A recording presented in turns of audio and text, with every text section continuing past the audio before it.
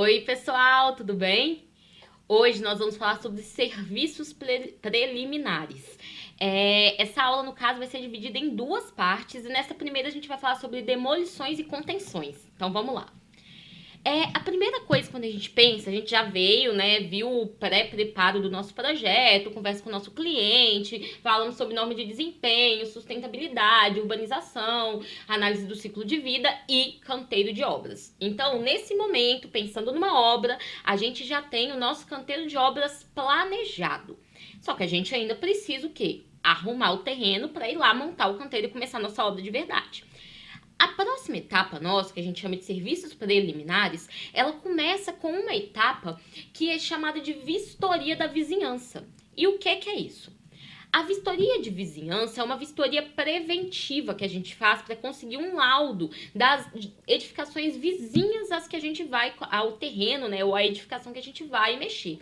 E com essa vistoria, a gente consegue apurar o estado de conservação desses imóveis, podendo assim garantir um tipo de respaldo a respeito de reclamações que a gente pode vir a receber depois que nós começarmos a nossa obra. Então, principalmente quando são obras de grande porte, então que vamos utilizar equipamentos pesados, uma fundação assim mais robusta, vai ter um grande fluxo de veículos, essa vistoria é primordial. Mas, mesmo quando vamos fazer obras pequenas, se na hora que a gente chega no terreno, a gente percebe que as edificações da nossa vizinhança são mais antigas ou que talvez não estejam com a manutenção tão em dia, é sempre bom que a gente tente fazer essa vistoria, porque é um respaldo para nós e para o nosso cliente. E esse laudo, ele também traz garantia para o morador da casa vizinha. Porque quando a gente faz, depois a gente entrega esse laudo também para ele. Então ele também passa a ter uma forma de comprovar caso a obra que a gente esteja tocando cause algum tipo de prejuízo para ele. Aí vocês vão virar pra mim e vão falar assim: ai, professora, nada a ver, esse trem dá trabalho, por que a gente vai fazer isso? Ó, eu vou continuar esse caso aqui e na hora que a gente falar de demolição, eu vou contar uma história que eu presenciei, eu vi com os meus próprios olhos. Então vamos lá. Então, como que funciona essa vistoria? Antes da vistoria, a gente notifica o proprietário das residências vizinhas e aí a gente marca um dia e um horário. Para fazer isso, a gente vai precisar entrar na casa dele. Então, nós vamos ter sim que conversar bonitinho, explicar por que é importante. Nessa conversa, a gente faz questão, né, de ficar frisando que isso é bom para ele, não só para nós. Então, que é uma forma de garantir para os dois lados. E aí a gente marca um dia e um horário que seja bom para ele. Caso o proprietário se recuse a nos deixar entrar, a gente tenta pelo menos fazer com que ele assine um termo que fale que ele está se recusando. Porque depois, por mais que esse termo não vá valer tanto, né, caso aconteça algum problemão, ainda assim já nos dá uma certa segurança. Porque dependendo do que o proprietário acabar reclamando, e a gente fala assim, não, mas isso é incondizente, porque acontece, tá, gente? Fala que apareceu uma trinca que nunca estava na casa dele, só que você não utilizou nada pesado.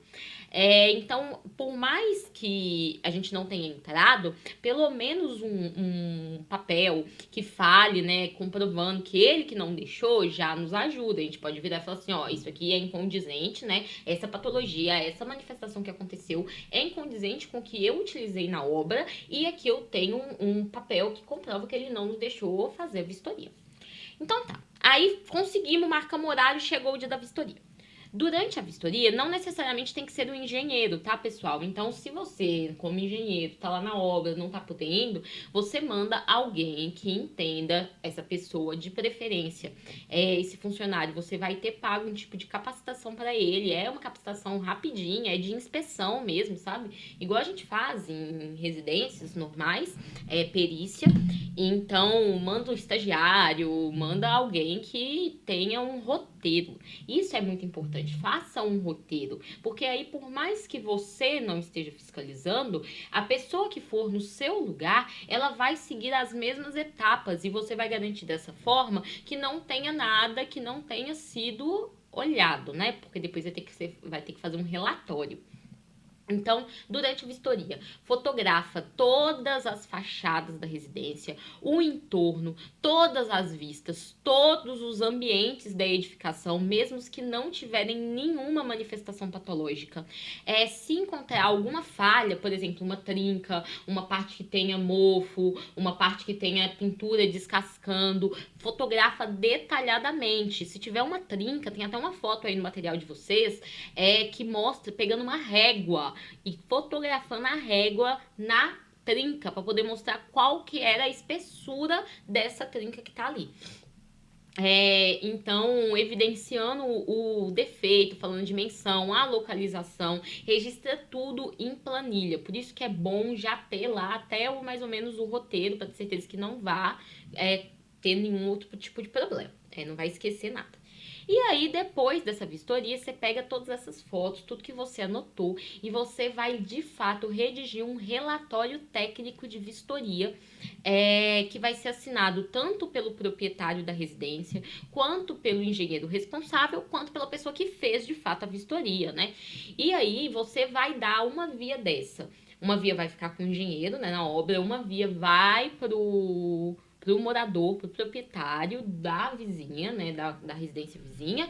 Uma parte você entrega para o proprietário da sua obra e, de preferência, você registra tudo isso em cartório, tá? Para ficar tudo bem bonitinho. E aí todo mundo guarda. Aqui a fotinho da régua que eu quis mostrar para vocês, ó, para poder mostrar exatamente quais eram as patologias pré-existentes. Então isso daqui a gente faz antes de mexer com nada pesado no canteiro. Benefícios. Primeiro, que influencia todo mundo a ter ciência dos danos que já são pré-existentes. E outra coisa, isso também faz um efeito psicológico sobre os vizinhos das edificações, né, que estão ao seu entorno. Primeiro, porque eles se sentem seguros, que eles estão vendo, né, que a empresa que está tocando essa obra é uma empresa séria. Depois, eles entendem que é uma empresa responsável, né, então que está preocupada, sim, com a segurança. A gente explica isso mesmo quando a gente vai marcar, explica que isso daí, além de ser uma segurança para ele, caso aconteça alguma coisa, ainda por cima ele tá ganhando uma perícia técnica, uma inspeção predial que é cara, de graça, e que vai receber esse laudo. E além disso, você se preocupa também com as atividades e com as influências que isso pode gerar. Além disso, se for identificado algum problema grave, antes, né, o proprietário já vai ficar ciente e também ele não vai reclamar por qualquer coisa. Por quê? Ele já sabe que você sabe o que tem lá. Então, não é qualquer coisinha que ele mesmo, se ele achar que apareceu uma trinca, ele mesmo vai olhar se essa trinca era pré-existente ou não. Então, ele ganha, né, uma coisa super boa. Aí fala, é caro? Não, não é caro. É menor que 1% do custo total da obra. É, tipo, irrisório. Principalmente se você já tiver, né, uma equipe mais ou menos formada e você já tiver alguém que você costuma mandar, porque isso é uma coisa muito rápida. Você não vai fazendo um quarteirão inteiro, é realmente ali naquele entorno, mais ou menos. É uma coisa que, se você consegue marcar tudo mais perto dos mesmos dias, você gasta 2 a 3 dias no máximo para fazer. E lembrando que a hora do engenheiro é cara, mas a do estagiário, né, gente? Todo mundo aí já foi estagiário, às vezes alguns aí já estão sendo estagiário. Sabe que a hora do estagiário é barata, se bobear é de graça. Então é mais fácil de fazer. Então, um laudo, se for um laudo mesmo, contratado para fazer, você lembra que eu falei que isso é bom para convencer ele, que ele vai ganhar um laudo técnico de graça? Um laudo custa entre 3 mil e 15 mil reais. Se for uma empresa realmente grande, uma obra, você vai construir um edifício de 20 andares, não vai ser o seu estagiário que vai fazer esse laudo, você vai contratar um período, ai, gente, vai fazer uma perícia, né? Técnica de verdade, porque é um edifício de grande porte. Por exemplo, quando a gente vai fazer fundação de batistaca, que vai ficar aquele pá, pá, pá, pá, que vai dar problema mesmo, que tem chance, vai fazer detonação. Então aí você já pega uma empresa mesmo de perícia para fazer isso daí no seu entorno, porque vai valer a pena. Eu lembro vocês que eu vou contar essa história. Mas se for uma coisinha mais simples, uma obrinha rapidinha, você manda ali rapidinho, faz de graça, fica baratinho e pronto. Então, diante da economia que isso pode te causar, é sem noção. E se for fazer demolição no terreno, que faça antes. Aí tá, fez a vistoria, serviços preliminares. Vamos lá. Serviços preliminares são a preparação, são serviços de preparação para o início da obra. Então é tudo que a gente tem que fazer antes de conseguir construir de fato. A gente tem o quê? Que demolir, a gente tem que fazer a sondagem do nosso solo para saber qual é a qualidade desse solo, qual é a resistência dele. A gente precisa limpar o terreno, a gente precisa nivelar de acordo com aquilo que a gente vai precisar fazer, então vai ter movimentação de terra. A gente precisa fazer contenção caso necessário e a gente precisa implantar o nosso canteiro de obras. Então, começando, primeira coisa que a gente faz, placa de identificação. E vocês vão conhecer esse prazer na vida. Gente, a primeira placa de identificação que a gente cola com o nosso nome, com o nosso CREA, com o nosso telefone, dá um orgulho. Dá um orgulho, o coração bate, você fica olhando, você fica assim. Toda vez que você passa lá, durante 3 meses você vai olhar assim. É ótimo e tem que ter, é obrigatório e tem que estar num lugar visível, não pode ser retirado, porque qualquer pessoa que passar ali tem que conseguir ter o contato do técnico, do responsável técnico por aquela obra. Além disso, a gente coloca também os tapumes. Não, galera, não é normal que o nosso canteiro de obras fique aberto para a rua, que nem a gente encontra aí. Não é normal isso. O canteiro de obras é um local fechado. Então a gente fecha com tapumes. Por que tapumes? Por causa que é uma instalação provisória. Depois a gente vai reaproveitar em outra obra. Então a gente fecha com os tapumes a nossa lateral, monta onde que vai ser o nosso portão de entrada, nosso portão de caminhão, de veículo, se for ter veículo que vai adentrar lá. Coloca tudo bonitinho, de acordo com o que? Quem vai lembrar? Código de obras da cidade. Antes de montar qualquer coisa, antes de mandar fazer a sua placa de identificação, antes de fazer qualquer coisa, lembrem, vou relembrar, isso aqui foi lá na aula 2 sobre empreendimento. Olha o código de obras, pelo amor de Deus, porque dá muito pepino, porque depois a prefeitura te multa sem você nem saber por causa que você não leu. Então, a gente vai precisar do que para construir? Vai precisar de luz, vai precisar de água, então a gente vai ter que o quê? Disponibilizar instalações provisórias a respeito disso. E o tipo de instalação que a gente vai fazer vai depender dos equipamentos que nós vamos utilizar na nossa obra. E aí vai depender se vai precisar ser uma rede trifásica ou bifásica, já vai dar conta, qual que vai ser a potência, isso tem a ver com a demanda, se não chega luz no terreno, às vezes é uma obra rural, então a gente vai ter que pensar em um gerador para poder fazer. Essa instalação, apesar do nome ser instalação provisória, a gente não é puxadinho, não é fazer, como é que chama? Gambiarra. É uma caixa de luz bonitinha, os fios não ficam embolados. A caixa, vocês já... Ai, todo mundo já viu, né? Quando a gente coloca o trenzinho para encaixar o bocal de luz, e aí o trem fica até de pendurado, assim, com aquela fita preta em volta. Gente, hoje eu tô péssima de nome, tá?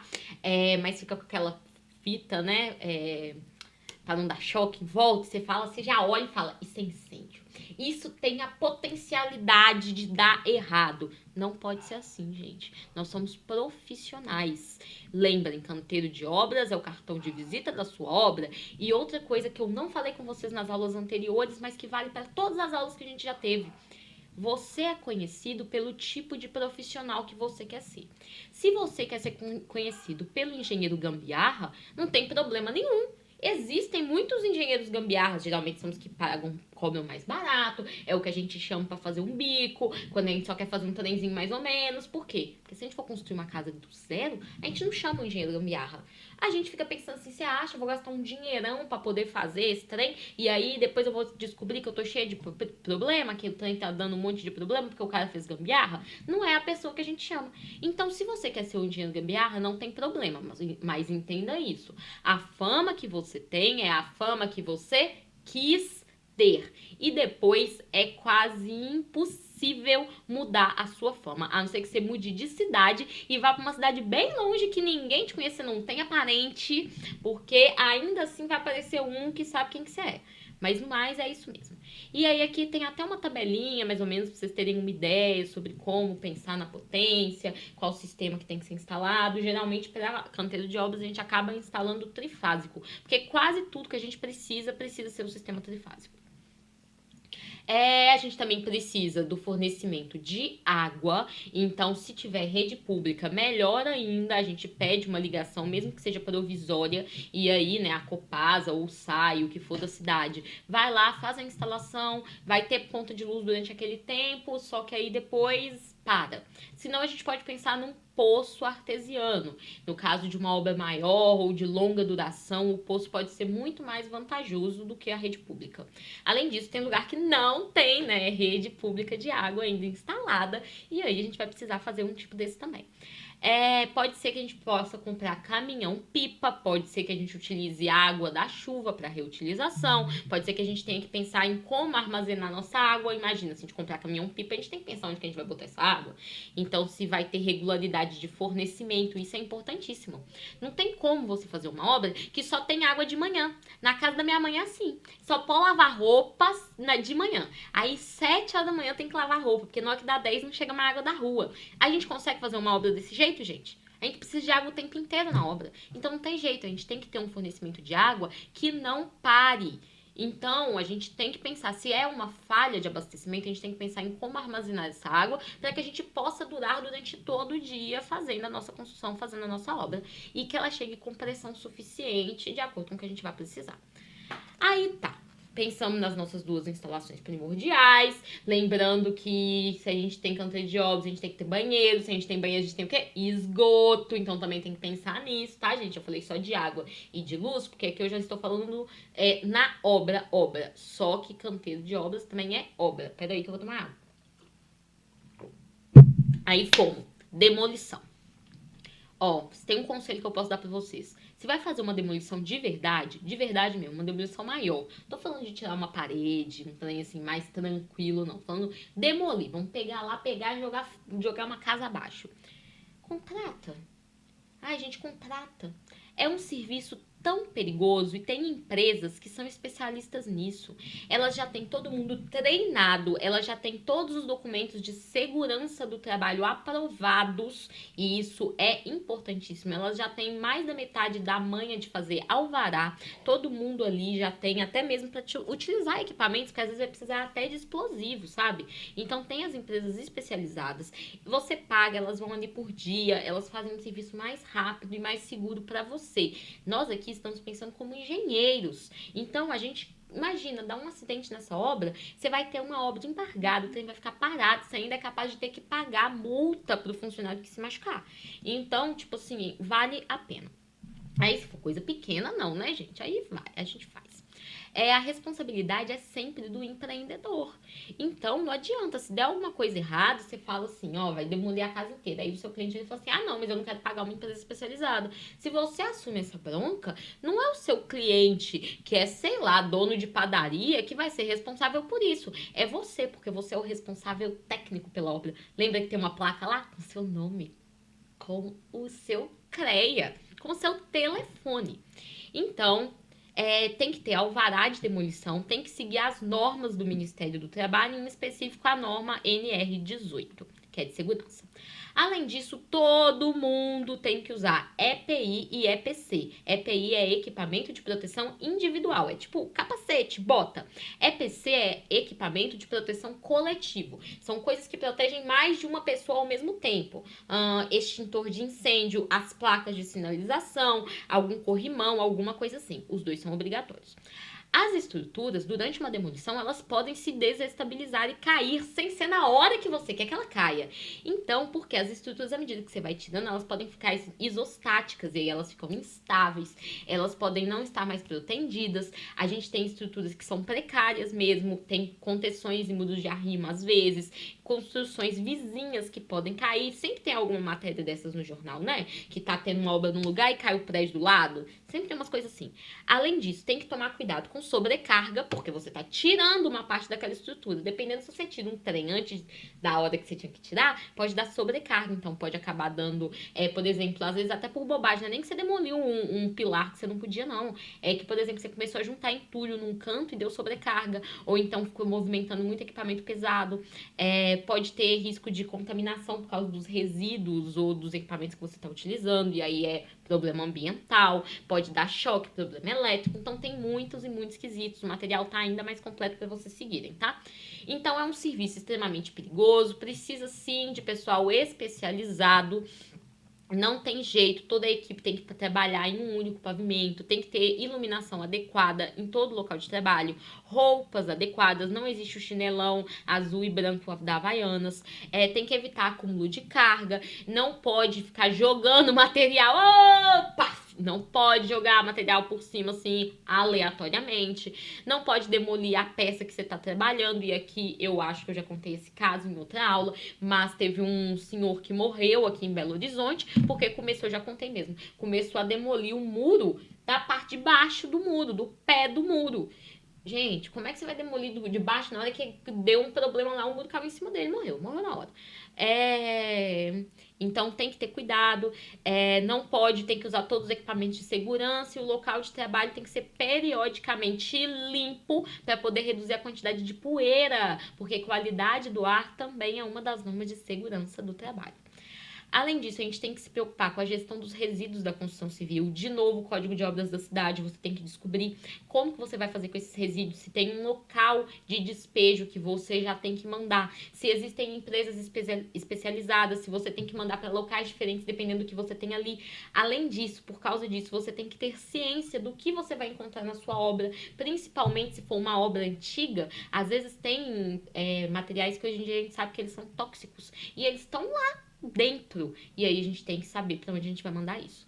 Então, outra coisa, a gente pode aproveitar muita coisa que sair dali. Lembram da reutilização, sustentabilidade? Faz parte da nossa gestão, até mesmo para diminuir o custo de obras, às vezes já saber coisas que tem ali que a gente vai dar uma nova utilização, não é aproveitar a estrutura, mas às vezes a gente pode contratar, pode alugar, por exemplo, aquela máquina que consegue moer pedaços de concreto e usar os pedaços de concreto para fazer novos concretos recicláveis, e a gente diminui nosso custo de matéria-prima. Então, por aí vai. E também aonde que a gente pode abrigar, né, esses resíduos, porque a gente não fica todo dia levando entulho embora, a não ser que a nossa obra esteja andando numa velocidade muito rápida.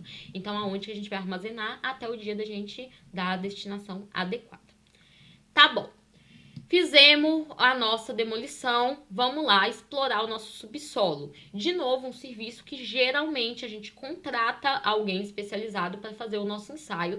Geralmente é um ensaio SPT, que vocês viram lá em solos, tá bom?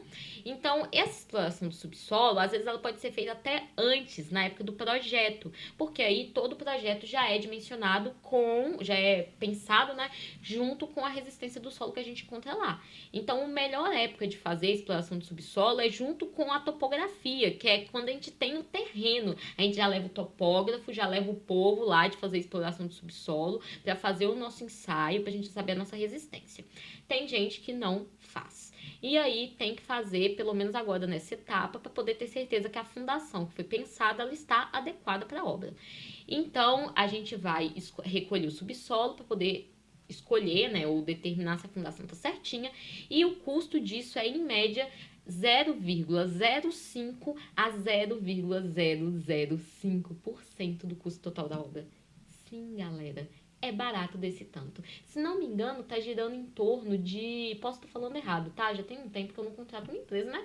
Porque, assim, eu tô dando aula. Mas, acho que tá girando em torno de 1.200 o furo. Então, pensando num terreno que a gente vai ver aqui agora, quantos furos a gente faz, fica mais ou menos ali, ainda dá para poder dar uma choramingada, uns 5 mil esse ensaio já com laudo depois no final, sabe? Ou até mais barato, quando a cidade é menor e tem uma empresa local, fica ainda mais barato. Então, como a gente pensa nessa amostragem? A gente, se for rodovia, a gente faz um furo a cada 0,20 ou 1,2 metros. É a profundidade. Se for para fundação de edifício, os furos são de 10 a 30 metros de profundidade. Aí é mais caro, né? E se for para petróleo, acima de 1.000 metros de profundidade. E quantos pontos a gente faz? Espaçamento entre os pontos. Para edificações de um pavimento, a gente pode ter distâncias de 25 a 30 metros. Se for de vários pavimentos, de 15 a 25 metros de distância entre os furos, porque a gente precisa ser mais preciso, já que a nossa edificação vai ser mais pesada. Se for autoestradas, a cada 250 e 300 metros. Barragem de terra, 25 a 50, e se for loteamento, 60 a 100. Terrenos de até 200 metros quadrados, 2 furos. Nunca um furo não tem espaço amostral. 200 a 400 metros quadrados, 3 furos. E aí, por aí vai, aqui vocês têm ler os outros, aqui eu já coloquei a norma, caso alguém queira saber mais sobre isso, tenha interesse, para falar sobre a amostragem e exploração do subsolo, é a NBR 8036, a última atualização que eu tenho a ciência foi de 1983, e a programação de sondagem de simples reconhecimento dos solos para fundações de edifícios, UFA, procedimento. E aí a gente nunca faz 2 furos que estejam em linha reta, nunca faz 2 furos só na frente do terreno sem olhar atrás. Então aqui, ó, se tiver 2 furos, eles ficam na diagonal. Se tiver 3 furos, você coloca sempre assim, ó, nas diagonais.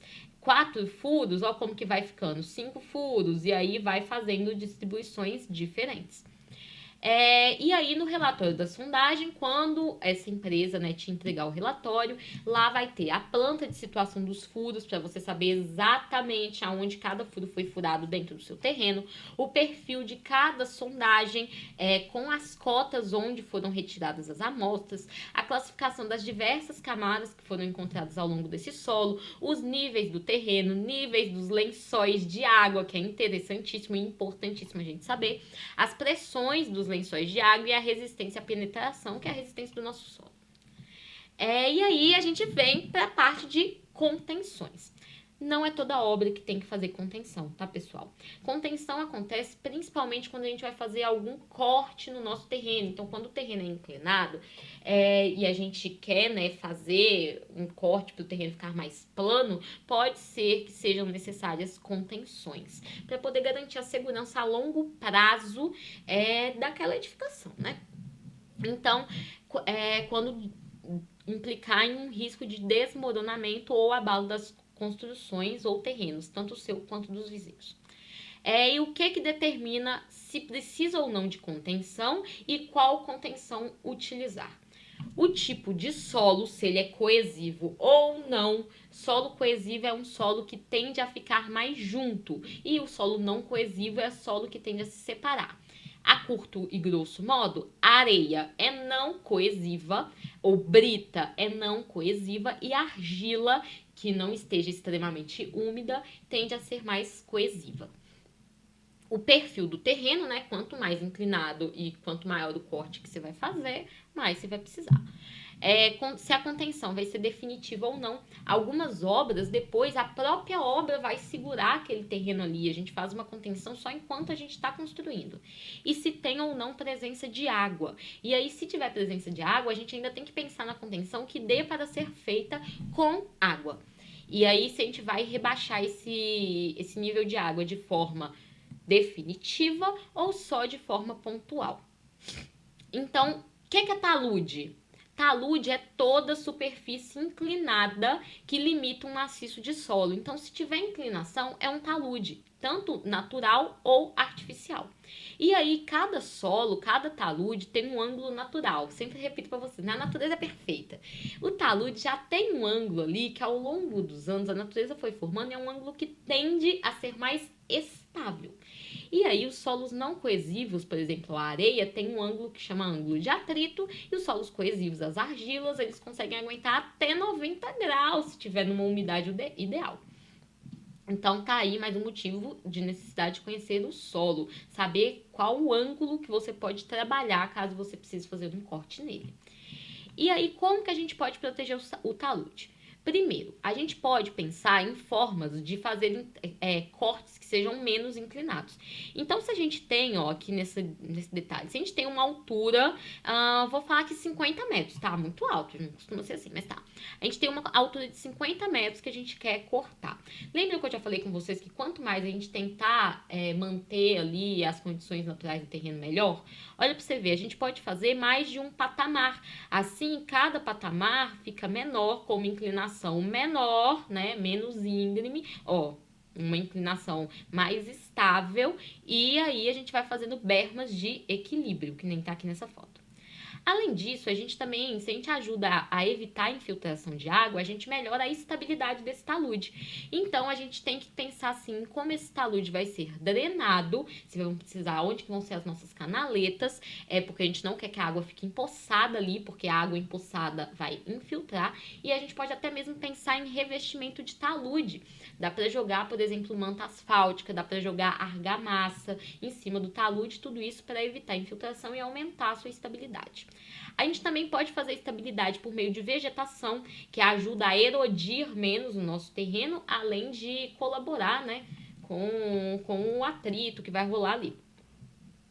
E a gente pode fazer um aumento de resistência, de fato injetando produtos químicos ou até mesmo argamassa, concreto, nata de cimento para aumentar a resistência daquele solo e reduzir sua permeabilidade. Além disso, se a gente tiver um talude muito inclinado, a gente precisa evitar vibrações e sobrecargas excessivas, né? Porque se ele já é meio inclinado, ele já é meio duvidoso, a gente não quer fazer uma carga maior que possa causar um acidente mais fácil. E aí a gente pode fazer contenções que são provisórias, que é até mesmo com tapume de madeira existem, tá? Tem umas contenções que a gente faz com pedras. Vocês já viram essas na beirada da rodovia? Que a gente faz tipo com uma tela de... Esqueci o nome agora. Que usa uma tela e aí tem umas pedras por dentro. Nossa, esqueci total o nome. Depois eu lembro, tá? Nem que seja na nossa aula 5, eu lembro desse nome. Podemos usar também perfil metálico e de madeira e pedaços de madeira para fazer contenção, e essa contenção ela pode até mesmo ser não ser definitiva, se for o caso. Então a gente faz cravação de perfis metálicos e aí a gente vai colocando junto tábuas de madeira que vão ajudar a conter, que são os pranchões. E aí vão ajudar as nossas contenções. Então são contenções mais flexíveis e elas podem ser escoradas ou não e atende a maiores profundidades. Então, olha como que vai. A gente crava a estaca, olha que legal. Aí vai cravando, crava as estacas uma do lado da outra. Aí a gente dá uma cortezinha. Na hora que a gente dá um cortezinho no nosso terreno, a gente já vem e coloca os nossos pranchão de madeira. Aí a gente corta mais um tiquinho, outro pranchão. Corta mais um tiquinho, outro pranchão. Aí aqui, ó, chegou num ponto que a gente fez até um taludezinho aqui, porque não precisa mais ser retinho. Aí, ó, ficou estável. Tá vendo que aqui nessa foto, aqui o pranchão de madeira, os perfis estão cravados aqui no meio, e a gente consegue ver que foi jogado algum tipo de estabilizante aqui nesse talude, ó. Pelo que parece, aqui parece que jogaram uma argamassa, mas eu tô falando assim, só de visão mesmo. E essa contenção, ela pode inclusive ser protendida para aumentar ainda mais a sua resistência, travar mesmo a laje. Inclusive, dá até para, em vez de usar pranchão de madeira, usar pranchão metálico, se a gente for querer deixar lá de forma definitiva. E aí, a gente consegue fazer alturas cada vez maiores, se a gente aumentar a inércia do perfil metálico que a gente utilizar, mas isso pode fazer ficar caro. A gente pode travar com a laje do próprio prédio a nossa contenção e a gente pode criar linhas de apoio com tirantes. A gente também pode fazer as proteções de forma que elas usem até o bloco. Aqui, olha, parede sendo usada, a parede do edifício, ó como que fica, que colocou os perfis metálicos, aí fez isso aqui, ó, com concreto, com blocos de concreto armado, tá, gente? Colocaram um grout aqui dentro, tem os lugares que passam a cinta de amarração e tudo mais, e aí depois, na hora que é construído, olha que legal, aquilo dali que era a sua contenção, que ainda vira a parede aqui da sua edificação. A gente pode utilizar parede de diafragma também. E a parede de diafragma, ela é uma forma muito legal, porque ela pode ser feita quando a gente tem nível de água. Ela consegue ser feita mesmo com nível de água. E aí, ela nada mais é do que uma contenção que a gente vai fazendo furos. Tem um vídeo, no material de vocês tem um link de um vídeo. E no Google Class eu também coloquei esse vídeo, assistam. Eu coloquei um vídeo também de muro atirantado, que é quando a gente usa tanto perfis metálicos quanto blocos pré-moldados, armados. Tipo esse daqui que eu mostrei, blocos pré-moldados, armados com grout e cinta de amarração. E aí o vídeo é animado, mostrando as etapas pra vocês. Não vou passar aqui, porque aqui já é um vídeo, eu ia passar um vídeo dentro do vídeo e não ia dar muito certo. Só que ele tá lá, ele não é longo, os 2 vídeos valem muito, muito a pena. E aí o da parede de diafragma, mais ainda, porque como que funciona? A gente tem lá o nosso terreno, ainda não desceu, não fez corte, o terreno tá lá. A gente vai fazendo usando escavação clamshell, que a gente vai ver no fim dessa aula, mostra. É tipo um que faz assim, como se fosse a boca de um jacaré, de um tubarão. Ela vai pegando o solo e vai tirando. E aí faz ali naquela escavação. Depois você já vai completando aquilo ali com concreto armado. E aí, você pula um pedaço e faz outro furo desse. Então, não independe do nível de lençol freático, porque o concreto, ele tem uma densidade maior que a da água. Então, na hora que a gente começa a preencher esse buraco de lá do fundo para cima, a água vai sendo expulsa por cima, vira um lamaçal em cima, mas tudo bem. E aí, tem até uns equipamentos que a gente consegue sugar, né, para não ficar tão horroroso. E aí, ela vai expulsando a água de dentro do furo. Então, fica completamente recheado só de concreto armado. E aí você pula um pedaço, faz esse buraco no lado, cobre também, e aí depois você volta e faz o do meio. É muito legal esse vídeo. Então, as paredes de diafragmas, elas também podem ser protendidas, elas podem ter tirantes. Depois você pega, você vai, depois que você cria, né, esses pontos, que você já fez a sua parede toda armada lá dentro, aí você vem e vai descendo o corte que nem foi aqui, ó. Que a gente vai colocando o perfil, a prancha e vai descendo o solo, vai fazendo a mesma coisa até que fica dessa maneira que tá aqui. Fica tipo uma muretona toda de concreto, toda armada, segurando essa contenção, tá bom? Então não deixem de ver esse vídeo, que tá deixado aí o link pra vocês. E aí no próximo vídeo, que eu já vou gravar agora, a gente vai falar sobre movimentações de terra, tá bom? Tchauzinho!